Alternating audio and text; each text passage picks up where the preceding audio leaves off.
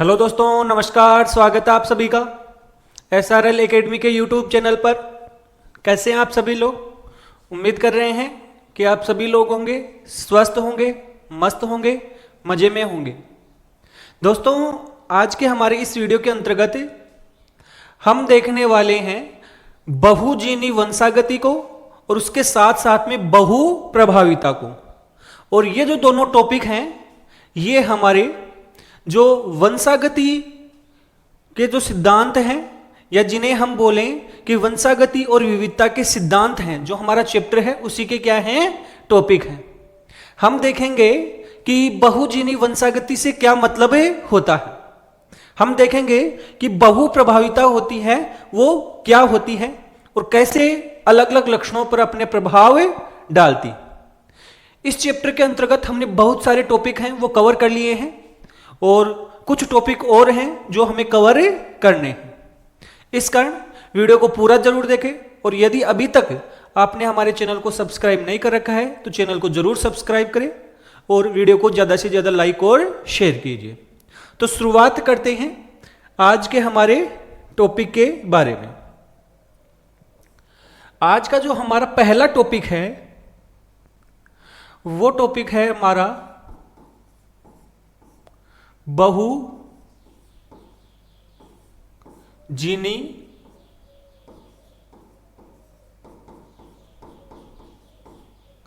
वंशागति। बहुजीनी वंशागति, polygenic inheritance. Polygenic inheritance होती है या बहुजीनी वंशागति होती है। ये क्या होती है भाई? देखो, सीधा सीधा मैं आपको मतलब बताऊं कि अभी तक जो हमने पढ़ा है, जो मेंडल के नियम पढ़े हैं, हम ये देखते हैं कि सामान्य तौर पर कोई एक लक्षण होता है, उस लक्षण का नियंत्रण होता है, वो एक जीन के द्वारा किया जाता है। ये हम समझते हैं। अर्थात एक जीन होती है वो किसी ना किसी लक्षण को क्या करती है, नियंत्रित करती है। मेंडल ने जो भी लक्षण बताए थे उन लक्षणों के दो स्पष्ट स्वरूप थे। जैसे उन्होंने लंबाई का लक्षण बताया पादप की, तो उसके जो दो स्वरूप थे कि या तो पादप लंबा है या फिर बौना है। उन्होंने पुष्प का रंग बताया, तो उसमें उन्होंने देखा कि या तो वो पुष्प बैंगनी है या वो पुष्प सफेद है। लेकिन प्रकृति में जब हम चारों तरफ देखते हैं तो बहुत सारे लक्षण ऐसे होते हैं कि उन लक्षणों में स्पष्ट विभेदन नहीं होता है। तो इस कारण से हम देखेंगे कि कई लक्षण ऐसे हैं जिन्हें बहुत ज्यादा वेरिएशन मिलती है। उनके अंतर्गत जो अंतर होते हैं वो केवल एक ऐसा नहीं है कि हम उनको स्पष्ट रूप से बांट दें। उनके अंदर जो विभेदन होता है, जो अंतर होता है, वो एक परास के अंतर्गत होता है। इसके लिए हम उदाहरण भी समझेंगे। तो सबसे पहले ये समझो कि जीन जो होता है वो क्या करता है, लक्षण का नियंत्रण करता है।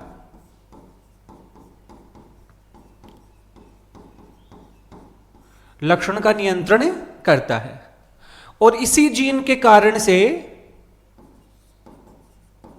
इस लक्षण की वंशागति होती है। ये हमने पढ़ लिया है कि इस जीन के कारण से उस लक्षण की क्या होती है, वंशागति। ये जीन होता है उस लक्षण को एक पीढ़ी से दूसरी पीढ़ी में लेकर जाता है।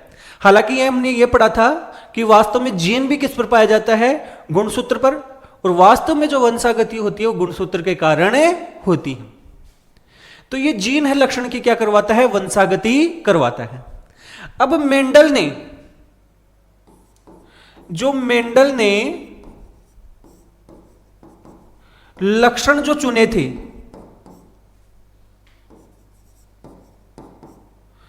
उन लक्षणों में हमें स्पष्ट विभेदन देखने को मिलते हैं। कहने का मतलब उनके जो विप्रियासी स्वरूप होते हैं वो दो स्पष्ट होते हैं। तो मेंडल ने जो भी लक्षण चुने उनमें हमें स्पष्ट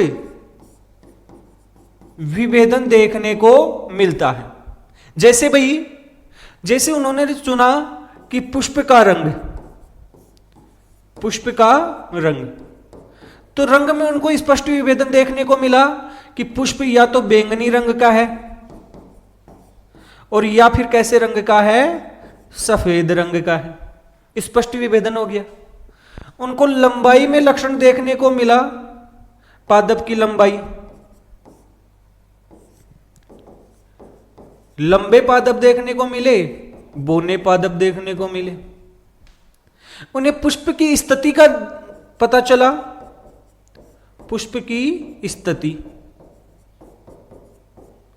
इसमें स्पष्ट विभेदन देखने को मिला कि पुष्प या तो कैसे हैं, कक्षीय हैं, और या फिर कैसे हैं, अग्रस्त हैं, मतलब शीर्ष पर लगे हुए हैं, शीर्षस्थ बोल सकते हैं। तो मेंडल ने जो लक्षण चुने थे उनमें स्पष्ट विभेदन था। उस लक्षण के विपर्यासी स्वरूप थे, वो कैसे थे, स्पष्ट थे। लेकिन प्रकृति में हम देखें तो प्रकृति में हमें बहुत सारे ऐसे लक्षण देखने को मिलते हैं जो उतने स्पष्ट नहीं होते हैं, बल्कि एक प्रास के अंतर्गत पाए जाते हैं। जैसे कि मैं आपको उदाहरण देता हूं, मैं कुछ लक्षणों के उदाहरण देता हूं।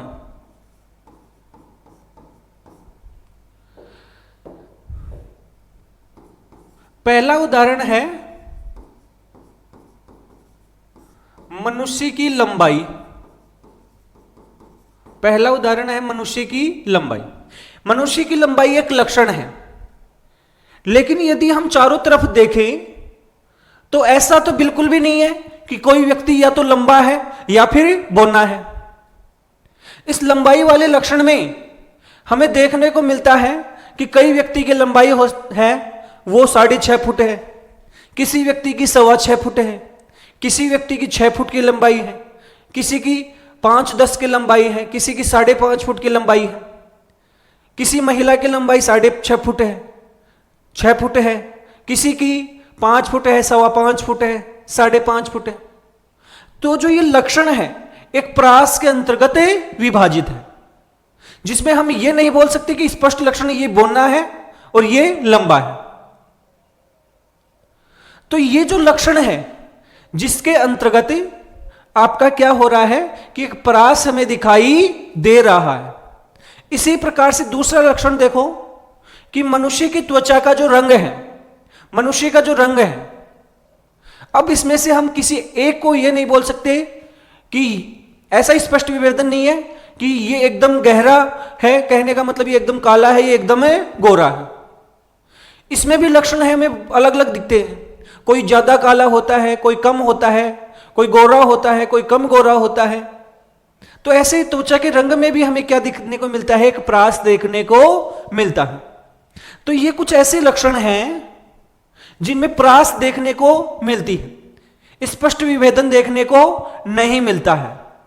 और जब स्पष्ट विभेदन देखने को नहीं मिलता है तो ऐसे जो लक्षण होते हैं ये वास्तव में केवल सिंगल जीन के द्वारा नियंत्रित नहीं होते हैं। इनका जो नियंत्रण होता है वो सिंगल जीन के द्वारा नहीं होता है, बल्कि इनका जो नियंत्रण होता है, इन लक्षणों की जो वंशागति होती है वो 2 या अधिक लक्षणों के एक साथ प्रभाव के कारण से होती है।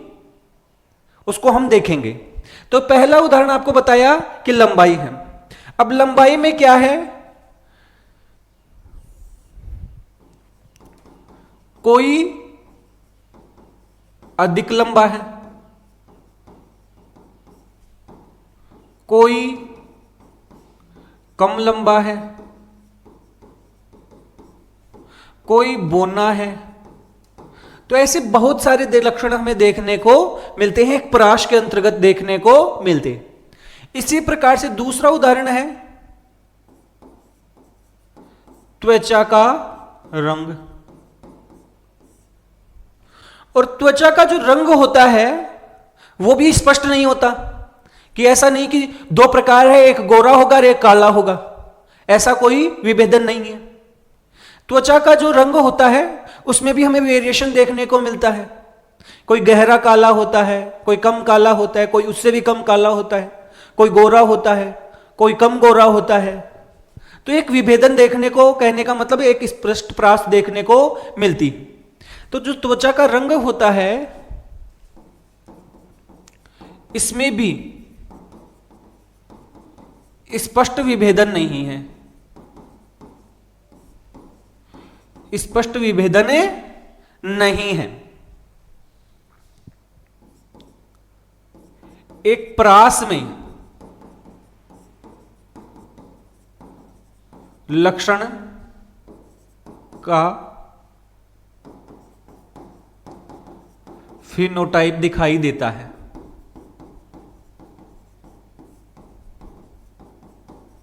मतलब इस लक्षण का फिनोटाइप, फिनोटाइप का मतलब बाह्य रूप, वो एक हमें प्रास में दिखाई देता है। कैसे भाई, ये आपको बता ही दिया।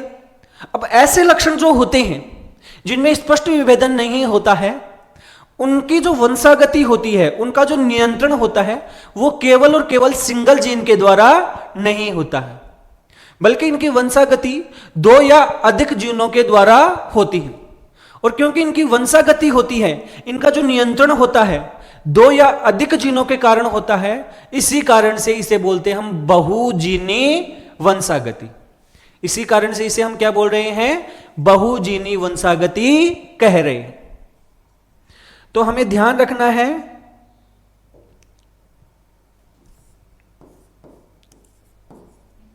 इन लक्षणों की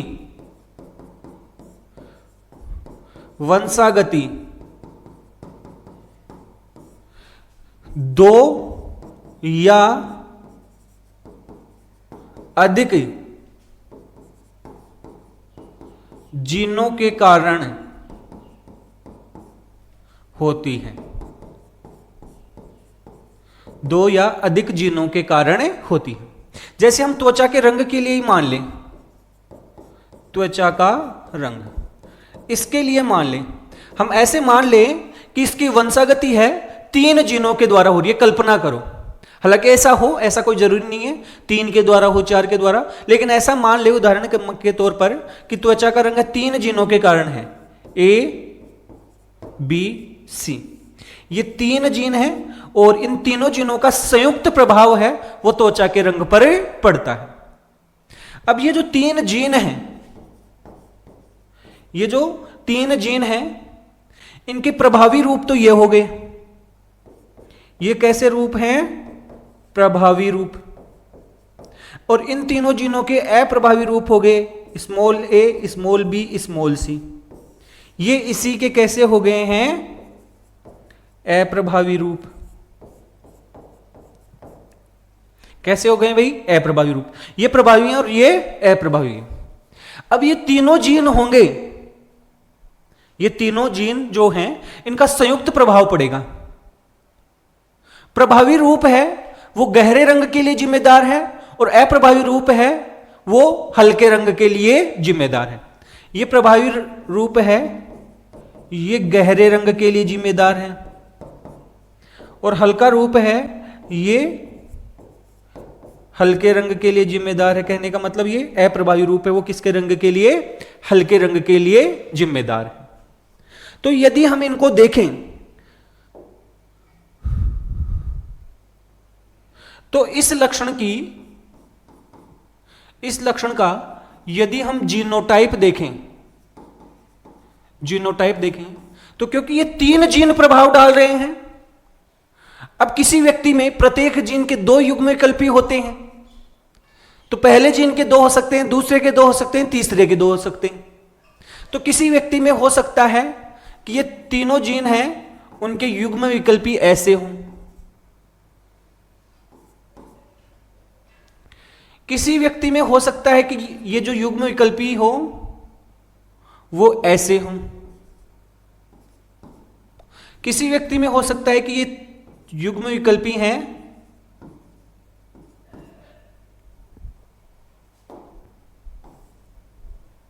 वो ऐसे उपस्थित हों।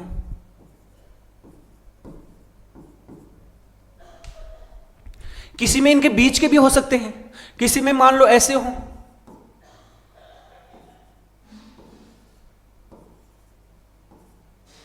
ऐसा भी हो सकता है। किसी में मान लो ऐसा हो,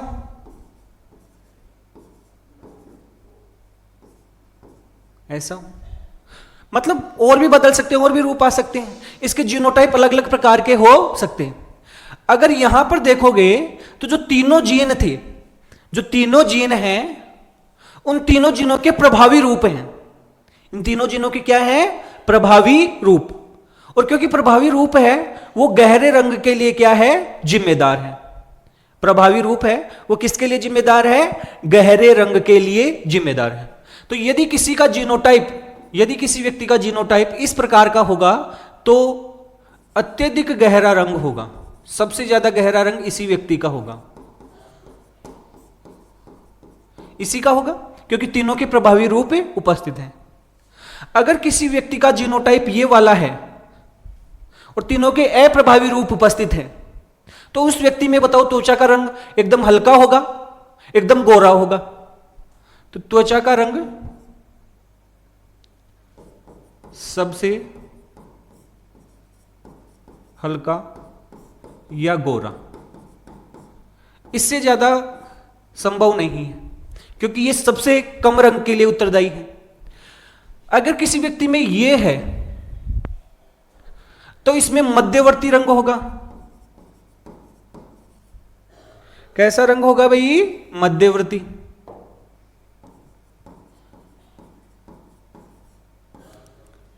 क्योंकि भाई प्रभावी भी है और अप्रभावी भी है, तीन प्रभावी हैं, तीन अप्रभावी भी हैं, तो इसका रंग मध्यवर्ती होगा।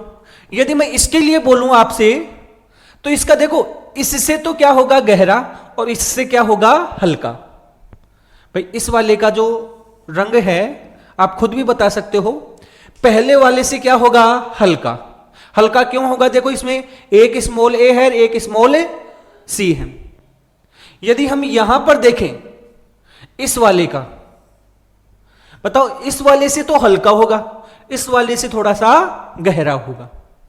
तो ये आप समझ गए होंगे कि ऐसे लक्षण जो केवल एक जीन के द्वारा नियंत्रित नहीं हो रहे हैं, जिनकी वंशागति है केवल एक जीन के द्वारा नहीं हो रही है, ऐसे लक्षणों में हमें एक स्पष्ट विभेदन देखने को नहीं मिलता। उनकी जो वंशागति होती है वो केवल सिंगल जीन के द्वारा नहीं होती है। ऐसे लक्षणों की वंशागति होती है, इसमें बहुत सारे जीनों का क्या होता है? प्रभाव होता है। और इसी कारण से ऐसे लक्षणों की वंशागति को हम क्या कहते हैं? बहुजीनी वंशागति कहते हैं, पॉलीजेनिक इनहेरिटेंस कहा जाता है। तो ये जो लक्षण है, ये जो लक्षण है, इन्हें हम बोलते हैं बहुजीनी लक्षण।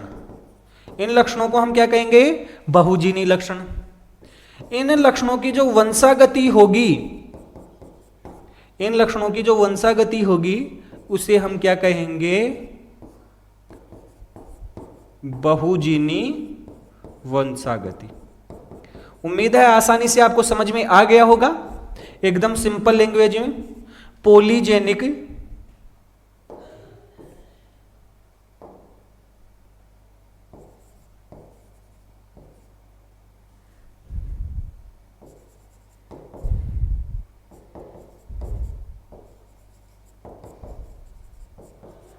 इनहेरिटेंस, पॉलीजेनिक इनहेरिटेंस होगी या बहुजीनी वंशागति होगी।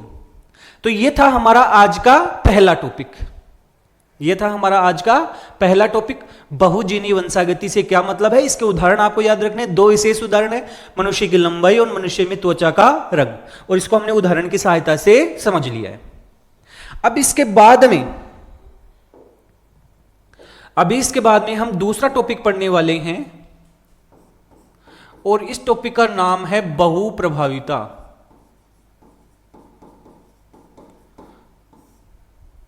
बहुप्रभाविता, और बहुप्रभाविता का मतलब है पॉलीफैक्टोरियल इनहेरिटेंस। मतलब एक जीन का प्रभाव है, इसमें देखो उल्टा हो जाएगा। पीछे वाले में हमने क्या बोला था कि लक्षण पर बहुत सारे जीनों का प्रभाव पड़ रहा है एक ही लक्षण पर, इसमें उल्टा हो जाएगा। और उल्टा क्या हो जाएगा कि एक जो जीन है वो केवल सिंगल एक लक्षण पर अपना प्रभाव नहीं डाल रहा है, सिंगल एक ही लक्षण पर अपना प्रभाव नहीं डाल रहा है, बल्कि उस जीन के बहुत सारे लक्षणों पर प्रभाव दिखाई देते हैं। तो सीधा सीधा मतलब हो गया है, बहु से मतलब हो गया बहुत, और प्रभाविता का मतलब अपना प्रभाव डालता है।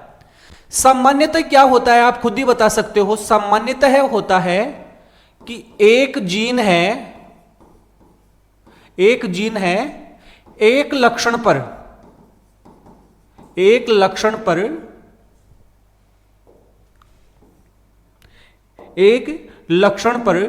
प्रभाव डालता है। साधारणतया यही होता है कि एक जीन है वो एक लक्षण पर अपना प्रभाव डालता है, लेकिन कई जीन ऐसे होते हैं जो अपना प्रभाव है केवल एक ही लक्षण पर नहीं डालते, बल्कि उनका प्रभाव है वो बहुत सारे लक्षणों पर हमें एक साथ दिखाई देता है।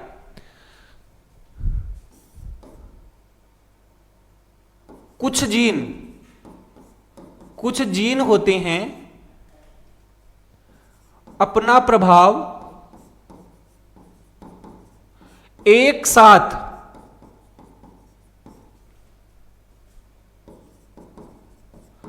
बहुत सारे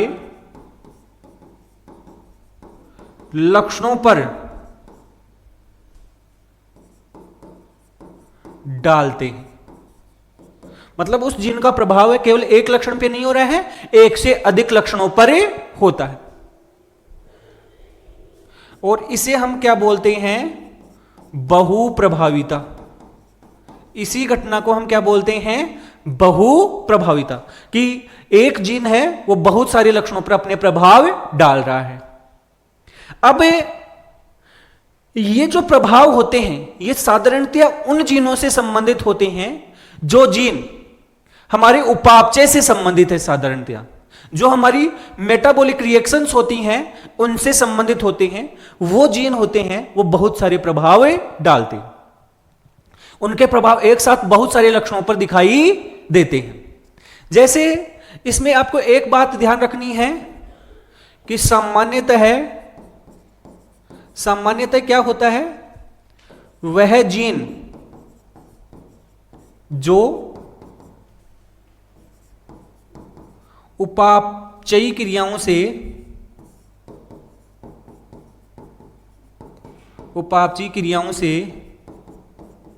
संबंधित होते हैं, उपापचयी क्रियाओं से संबंधित होते हैं, उनके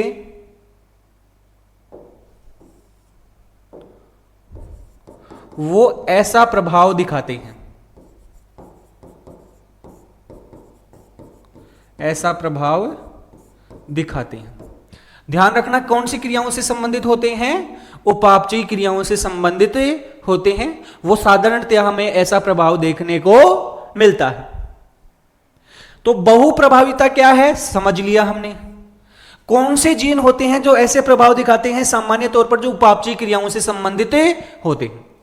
अब उपापचयी क्रियाएं अर्थात मेटाबॉलिक रिएक्शन होती हैं, उनके अंतर्गत बहुत सारे एंजाइम काम में आते हैं। उनके अंतर्गत बहुत सारे एंजाइम होते हैं वो काम में आते हैं। और ये जो एंजाइम होते हैं वो जब उस उपापचयी पथ के ऊपर, उन उपापचयी क्रियाओं के ऊपर अपना प्रभाव डालते हैं, और बाई चांस यदि उस जीन में कोई बदलाव हो जाए तो उनसे लक्षण होंगे वो हमें बहुत सारी चीजों पर दिखाई देंगे, बहुत सारे चीजों पर हमें दिखाई देंगे।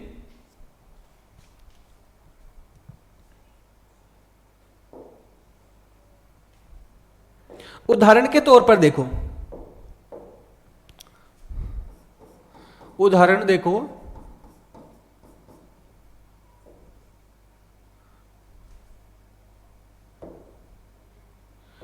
एक रोग होता है जिसका नाम होता है फिनाइल कीटोन यूरिया। एक रोग होता है जिसका नाम होता है फिनाइल कीटोन यूरिया। यह एक रोग है। और ये रोग है, ये वास्तव में एक जीन के कारण से हो रहा है। ये रोग है, ये किसके कारण हो रहा है? एक जीन। इस जीन में क्या हो गया? उत्परिवर्तन।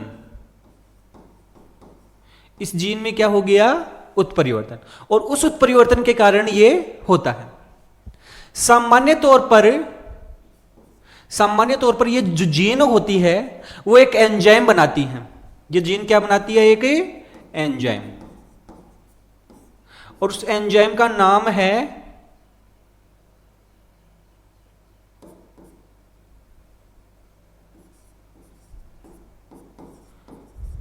फिनाइल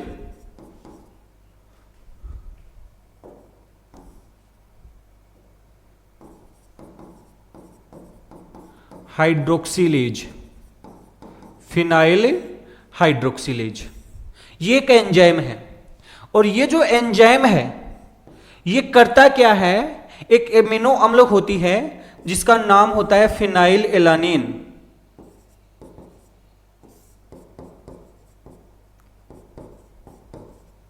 फिनाइल एलानिन इसको किस में बदलता है? इसको बदलता है एक दूसरे एमिनो अम्ल में, टायरोसिन। कौन से एमिनो अम्ल में बदलता है? टायरोसिन नाम के एमिनो अम्ल में बदलता है। इस पूरी क्रिया में काम में आता है। अब इस जीन में क्या हो गया? उत्परिवर्तन। और जब उत्परिवर्तन हो गया तो ये एंजाइम नहीं बनता है। और जब एंजाइम नहीं बनेगा तो ये हमारा फिनाइल एलानिन है, ये टायरोसिन में बनना क्या हो जाएगा? बंद। क्योंकि ये एंजाइम नहीं बन रहा, और एंजाइम नहीं बन रहा तो फिनाइल एलानिन है वो टायरोसिन में नहीं बदलेगा। जब टायरोसिन में नहीं बदलेगा तो ये जो फिनाइल एलानिन है इसकी जो मात्रा है वो कहां अधिक हो जाएगी? रक्त में अधिक हो जाएगी। इसकी मात्रा रक्त में क्या हो जाएगी? अधिक। रक्त में अधिक होगी तो ये किस में आने लग जाएगा? मूत्र में आने लग जाएगा। तो एक प्रभाव तो क्या पड़ा? इस जीन का प्रभाव है इस एंजाइम के कारण से। एक प्रभाव तो यह पड़ रहा है कि रक्त में किसकी मात्रा बढ़ गई है? फिनाइल एलानिन की मात्रा बढ़ गई है, पहला प्रभाव। दूसरा प्रभाव क्या पड़ा? कि इस एंजाइम के कारण से मूत्र में इसकी मात्रा बढ़ गई है, दूसरा प्रभाव पड़ा। तीसरा प्रभाव, अब केवल ये रक्त में और मूत्र में इनकी मात्रा ही नहीं बढ़ेगी, इसका तीसरा लक्षण और दिखाई देगा। इसका तीसरा लक्षण हमें क्या दिखाई देगा? मानसिक मंदन। मानसिक मंदन अर्थात ऐसा व्यक्ति होगा जिसमें ऐसी समस्या हो जाएगी तो उस स्थिति में उस व्यक्ति का जो मानसिक स्वास्थ्य है वो प्रभावित होगा। मानसिक रूप से वो व्यक्ति कैसा हो जाएगा? मंद हो जाएगा। फिर इसके अलावा और क्या दिखाई देगा? हमें एक दिखाई देगा त्वचीय रंजन। एक लक्षण और दिखाई देगा इसी के कारण से। त्वचीय रंजन मतलब त्वचा का रंग होगा वो गहरा होने लगे जाएगा। त्वचा के अंतर्गत मेलानिन की मात्रा होगी वो बढ़ने लगे जाएगी। तो देखो केवल एक जीन था, केवल एक जीन था, और उसी जीन का प्रभाव है कहां कहां हमें देखने को मिला। पहला प्रभाव हमें यहां देखने को मिला कि रक्त में इसकी मात्रा बढ़ गई। दूसरा प्रभाव हमें यहां देखने को मिला कि मूत्र में इसकी मात्रा बढ़ गई। तीसरा प्रभाव हमें यहां देखने को मिला कि वो मानसिक रूप से क्या हो गया? मंद। चौथा प्रभाव हमें यहां देखने को मिला कि उसमें त्वचीय रंजन हो गया। कहने का मतलब त्वचा का रंग है वो काला पड़ने लग गया। तो इस प्रकार से इस जीन के बहुत सारे, इस सिंगल जीन के केवल एक लक्षण हमें दिखाई नहीं दिया, बल्कि हमें बहुत सारे लक्षण है वो दिखाई दिए हैं। तो इसी कारण से ऐसे जो जीन होते हैं जिनके जो प्रभाव हैं वो बहुत सारे लक्षणों पर हमें दिखाई देते हैं, बहुत सारे लक्षणों के रूप में हमें दिखाई देते हैं। ऐसे जीनों को हम क्या कहते हैं? बहुप्रभावी जीन कहते। ये जो जीन है ये कैसी जीन है? बहुप्रभावी जीन है। कैसी जीन है भाई? बहुप्रभावी जीन है। और इसी घटना को हम क्या कहते हैं? ये जो पूरी प्रोसेस होती है इसी को हम क्या कहते हैं? बहुप्रभाविता कहते। तो इस प्रकार से आज हमने जो हमारे दो विशेष टॉपिक थे, जिसमें से एक हमने जो पढ़ा है, क्या पढ़ा है, बहुजीनी वंशागति, और उसके जो दो उदाहरण बताए वो स्पेशल रूप से आपको याद रखने हैं। दूसरा जो हमने पढ़ा है वो पढ़ा है क्या, वो पढ़ा है हमारा बहु प्रभाविता, और इसके लिए उदाहरण याद रखना है। देखो ये सब आपको समझ में आ गई है, ये एंजाइम है, ये उपापचयी क्रिया से संबंधित है।